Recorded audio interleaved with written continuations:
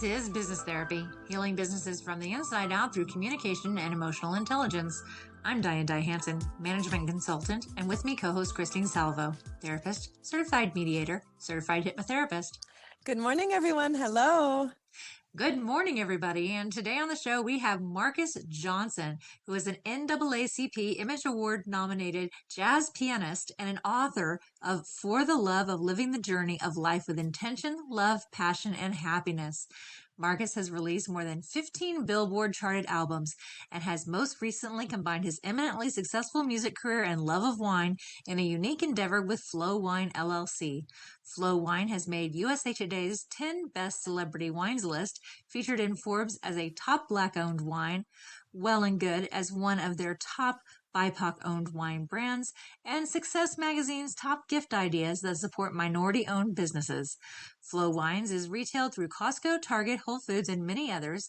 As a sought-after self-improvement activist, Marcus has given speeches across the country to inspire audiences with his story, including his TEDx talks, Do the Things That Will Make People Say You're Crazy, and Why Are We Here? Welcome to the show, Marcus. Thank you very much. It's good to be here. And so amazing to have you. You know, the one thing that drew me to have you on the show from our conversation was the integration of everything that you've done throughout your career, from the music to the wine and now to the speeches that you've given to inspire audiences and your TEDx talks.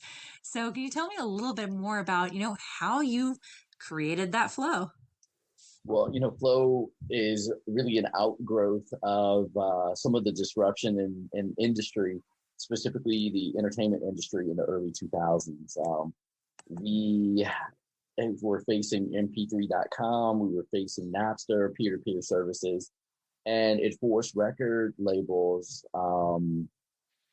really at that time to kind of rethink the entire entertainment industry. And to tell you the truth, we're just getting our hands around it now with things like Spotify, Pandora, Amazon, and the like. So I was sitting one day in my office and watching, money deteriorate. I mean, it's like disappear from six figures in a month to, five figures. And before it could get to the four figures, just knew I had to do something. And while I was sitting and I got quiet, I've always known that getting quiet is the key to connect.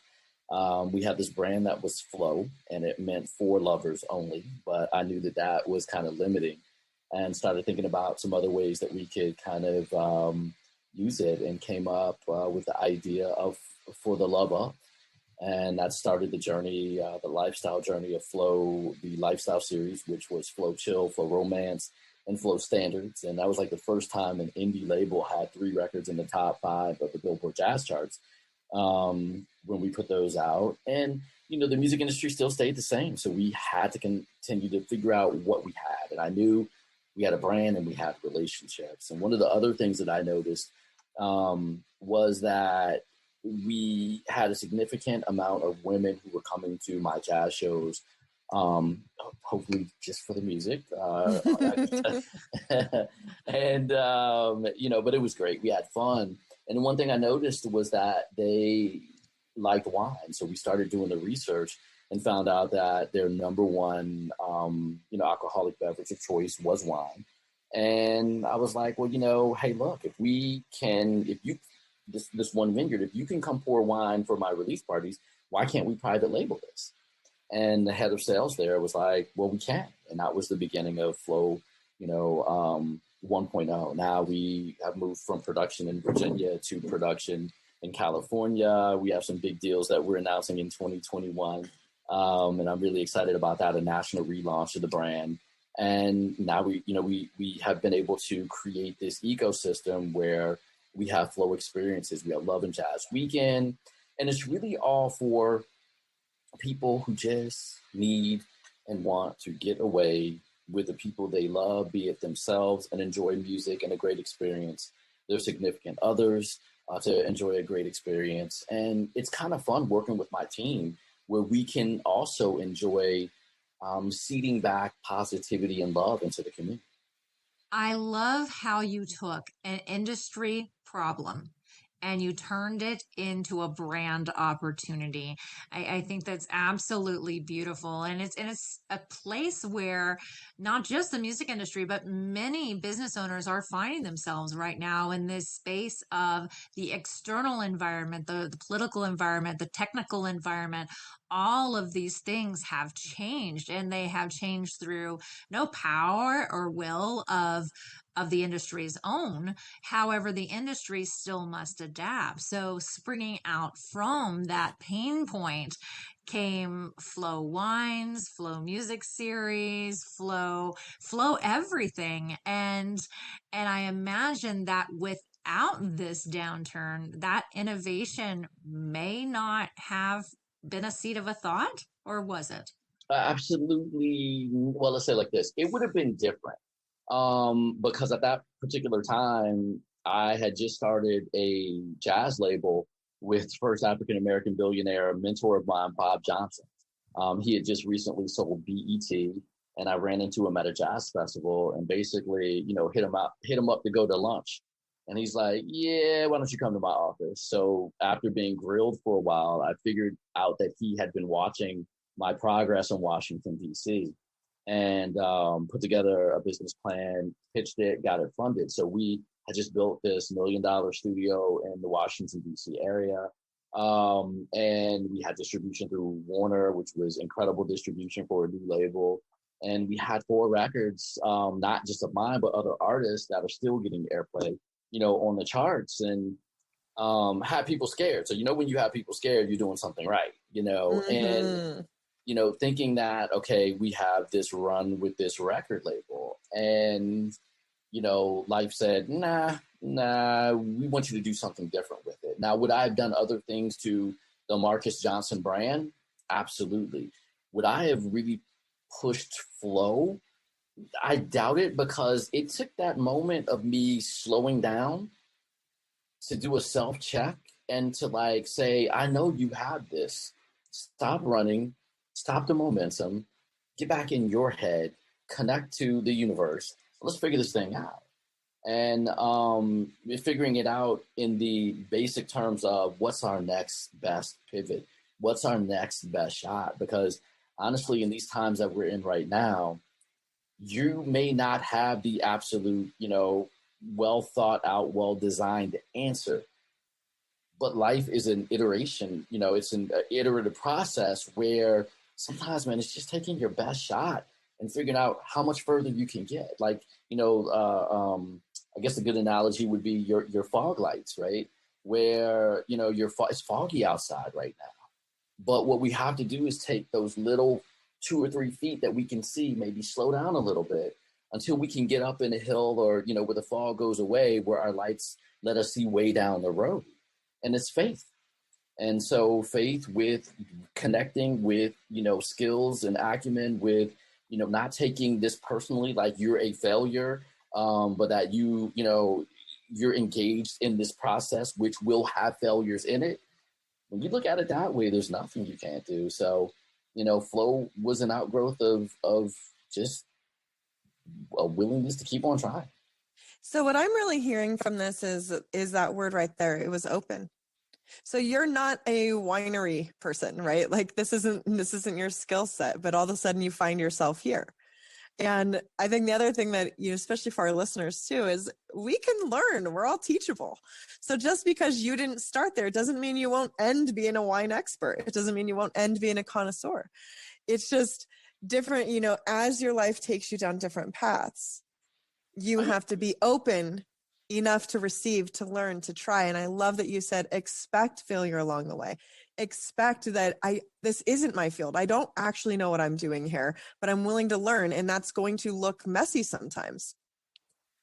Absolutely. I mean, people often ask me, well, how did you get into the, wine industry? You're a long way from the wine industry. And I was like, yeah, I said, and Jeff Immelt lives a far away from, where they make GE jet engines too, so you have to look at it and be like, look, I'm doing my thing. Technology. I mean, look at what technology is allowing us to do now.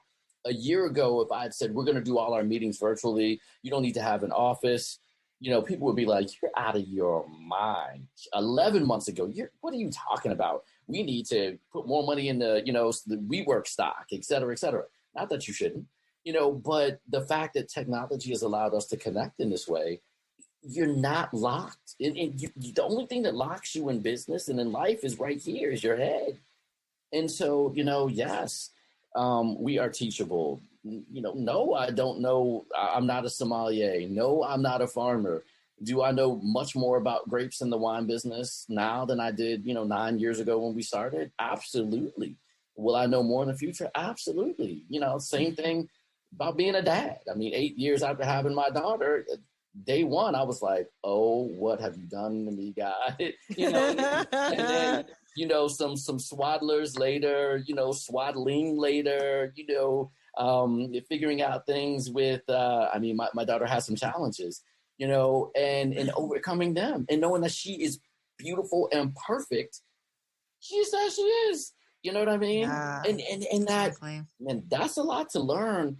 However, and Diane and I were talking about this, we rarely give ourselves the empathy and the break and the comfort and the acceptance that we need to be able to give that love to anybody else. And we haven't been taught it generally, and it comes from our parents and what we either got or did not receive from them. But in order to transcend, these failures, these challenges, there's a chapter in my book called For the Love of Forgiveness. And my point is, the most important person that you need to forgive in life is yourself. mm-hmm. We know all the, man, I can't tell you some of the things that I've done. You know what I mean? As we say, it's public radio, right? And not that bad, but I'm just saying it's like things that I would never tell. Everybody has those. And you should forgive yourself anyway. That is a superpower. That's what we need to be developing. If I could just forgive myself, then I can forgive those others. Then we as a group and a community can forgive others in society. Imagine that world, man. And that's what That you do. is absolutely beautiful. And forgiveness of also like how you respond when things aren't going exactly as planned. And it's amazing the number of business owners I run into who take really big personal responsibility for anything that goes wrong in their business. And it could be something that they did not even touch. So, first of all, it's forgiveness of, hey, you know what? I don't have a crystal ball. I couldn't see this happening. And I'm human. And it's grace. It's grace and forgiveness of those who did make the mistake, and then turning that connection around and making it part of the culture. Absolutely. I think we're very unfair to entrepreneurs. And I think that we've told a story that is a falsehood, as it relates to the type of entrepreneur that you should be, and that entrepreneurship, should happen in 12 months or a 24-month Mm-hmm. exit. Entrepreneurship happens when you establish a true relationship with your consumers and they trust you, and you have a product that fulfills their need and solves a pain point for them. And that might take 5 years. That might take 7 years. I mean, Amazon, it took them 20 years to get to cash flow positive. Nobody really talks about that now. I mean, if I told you it would take you 20 years from now to have Jeff Bezos money, would you, and I could guarantee it, wouldn't you kind of take that? But Amen. that's the kind of, yeah, right. And that's the kind of entrepreneurship that we need to be, taking. And it's not fearless, it is courageous, and the fact that I was reading another article where it basically said that, 2% of all companies in incubators in the United States reach exit in 24 months. That means that 98% do not.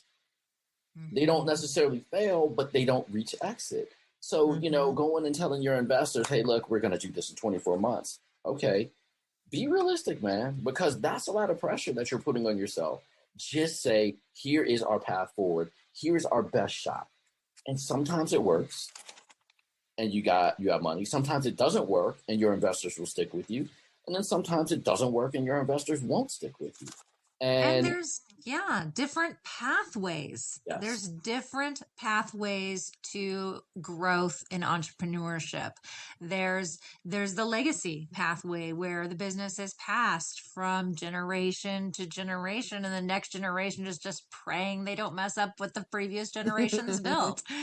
There's the exit strategy. There's the I'm going to work full time in my job and build this on the side, and hopefully it ramps up into something. But I think the common connector, Marcus, as you said, is all about connecting in with that customer and what is going to give them value, what is going to resolve their pain points, in essence, what is going to heal them and make them whole. Yeah, I mean, the pain point discussion is a big discussion in my company, especially when, we do some consulting with nonprofits on the side too. And, what pain point are you feeling? And for any business, I mean, even with your podcast, I mean, this is you are a prescription for people. They come to you to, fill to know that like they're okay, to get some information, but also listening to people who are successful tell you, I got my behind kicked is helpful. People It telling you, is. like, you know what I mean? Like to say my first investment or my first company didn't get to exit and that's why I had to pivot, helps people to say like, okay, I'm not alone. And that's like to me, that's one of the biggest hashtags of the year. You are not alone. And that's a message to everybody here. You're not. And then what we're here to do is create products, be it wine and music, for experiences that allow you a chill. Your pain point is you had a rough week. I got something for you. You had a rough day. I got something for you. Marcus Johnson Music, Flow Music, and Flow Wine together with your favorite meal, with your favorite people. It'll make it just a little bit better. And if you can continue to make things a little bit better, one sip and sound at a time, who knows where you'll be. And I think the brilliance in our Constitution is the idea that it says more perfect, which means that it never gets perfect. Mm-hmm. Always make it just a little bit more. You know what I mean? and I think that that's something that we need to give ourselves the permission to do, to have incremental fun, to get well in increments, and being committed to acknowledge our pain points, acknowledge who we are, acknowledge who our consumers are, go after them, give them what they need, give it to them in a consistent way, build trust with them. That's branding.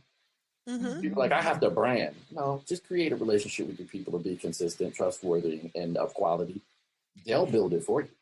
Yeah, and there's some things I want to add to what you're saying here is, this really isn't the time in history to take the big vacations. It's just not going to be the same. Yeah. So really what you're saying is create it. Create the place in your own home, in your own space, at your friend's house. Create it. If you want it, create it now. Feel into it, but give yourself those tiny breaks, give yourself that credit. And as entrepreneurs, yeah, it's a bumpy road. And a lot of people, their expectations are pretty extreme. I talk to people like this all the time, 24-year-olds that are like, I can't believe I'm not farther in life. And I'm like, you're 24. Like, yeah. What did you think was going to happen? But the reality is a lot of younger people and older, it doesn't matter what age, is they thought that it was just going to be different. And instead of embracing where they are now and saying, okay, like you did, hey, I'm not making the kind of money I used to make, time to do something else. What are my opportunities? What can I just look around and see? You don't have to recreate something, right? Wine has existed far before you had a brand of wine. But you were able to make a brand of wine that apparently people like and marry it with music and create this. So it's not even necessarily that you have to create something that doesn't exist. It's just look around for the opportunities. Recognize that life isn't going to go. I always like to say it's more like a bowl of spaghetti than a straight line. So, or a tangled ball of yarn. It's going to go. You're going to pull, and then you're going to hit a snag. And now what do? Do you cut the rope? Do you cut the tie? Like you said, a lot of businesses are out within 24 months. Do you have the stamina for this? Do you have what it takes? And then like what I'm also hearing you say is connect it to your heart. Don't just create a product to create a product. Create a feeling.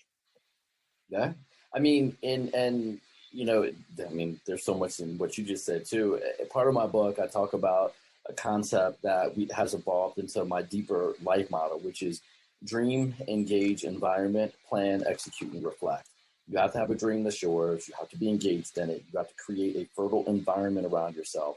You must have it in a written plan, because all plans unwritten are just dreams.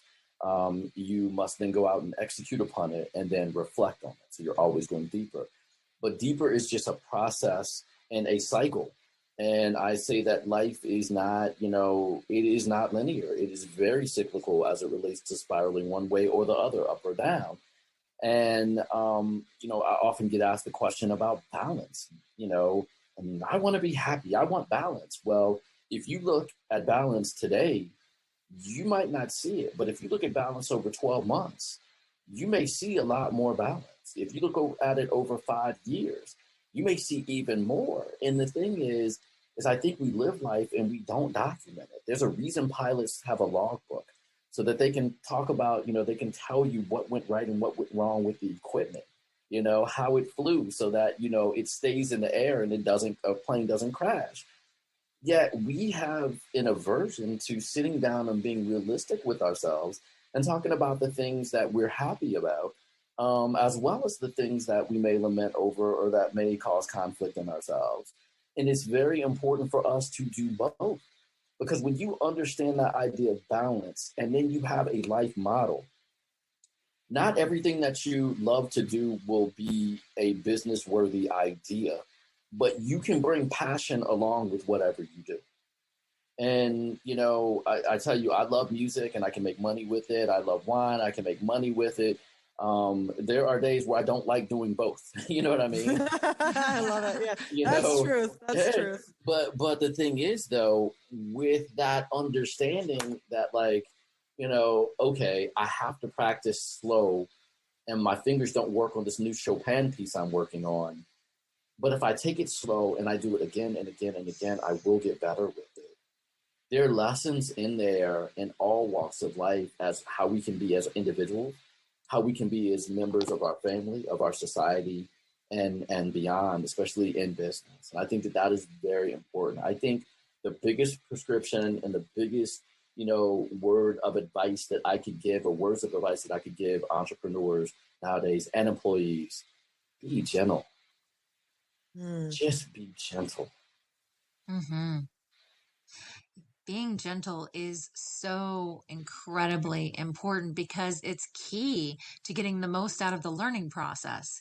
It's key to being able to have a clear mind, to ask the important questions, to innovate, to grow, to change.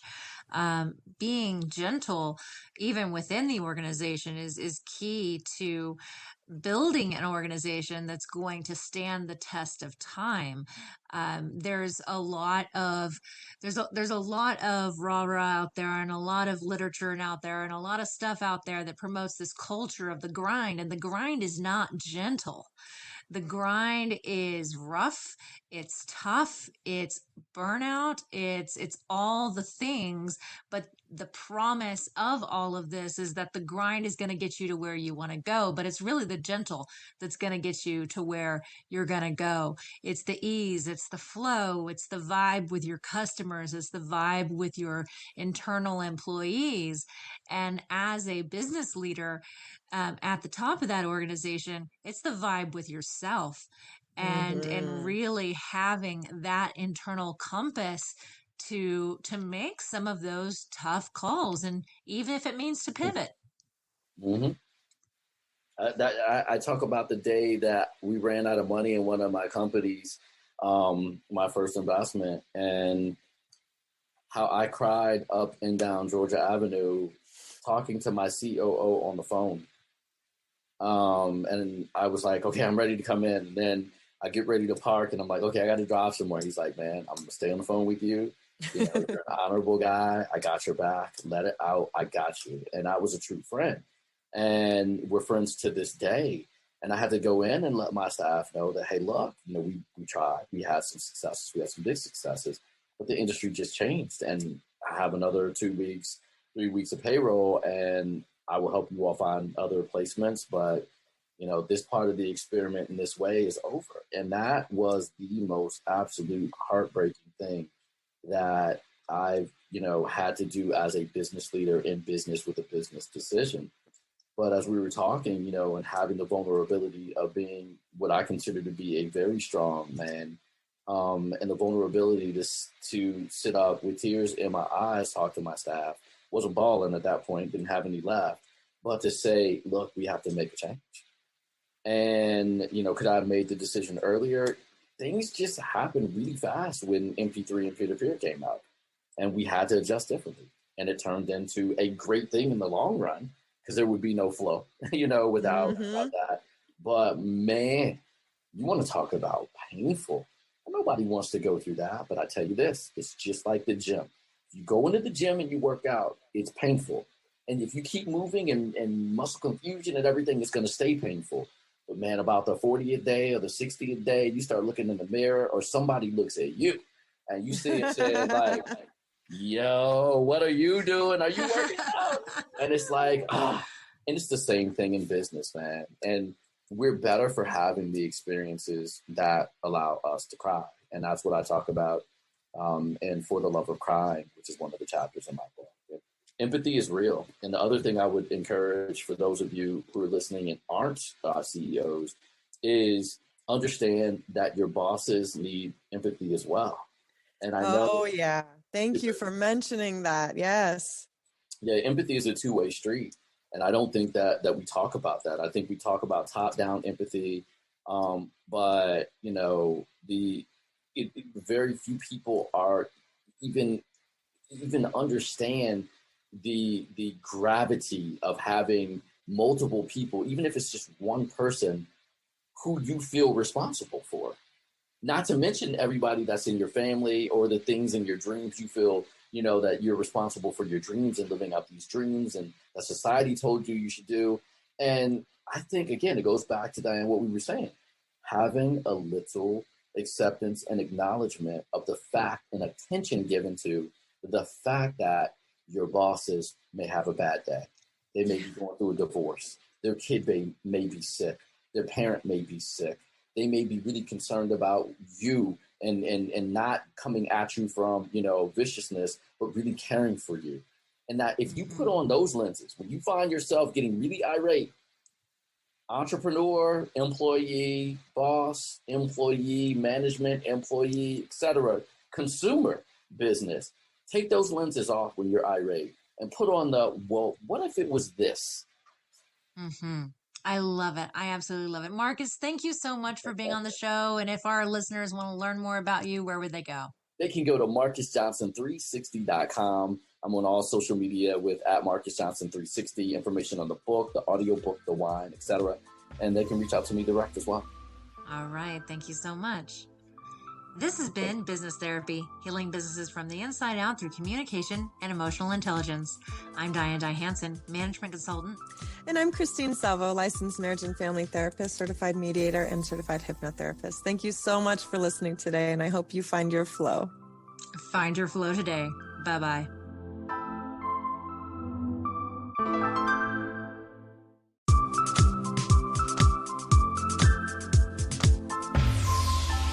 This is Business Therapy, healing businesses from the inside out through communication and emotional intelligence. I'm Diane Hansen, management consultant, and with me co-host Christine Salvo, therapist, certified mediator, certified hypnotherapist. Good morning, everyone. Hello.